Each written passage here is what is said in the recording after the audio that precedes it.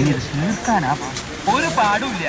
ദേ ഈ പഴവും കൂട്ടി ഒരു പിടി പിടിച്ച ഈ സാധനം ഇപ്പൊ തീരും. കണ്ടോ, വലിയ പണക്കാരാണെന്ന് തോന്നുന്നു. എന്തൊരു തീറ്റ അറിയുന്നു. അയ്യോ ഭയങ്കരം തന്നെ. എന്നും ഇങ്ങനെ വയറു നിറച്ച് ആഹാരം കഴിക്കാനുള്ള യോഗം ഉണ്ടാവണേ.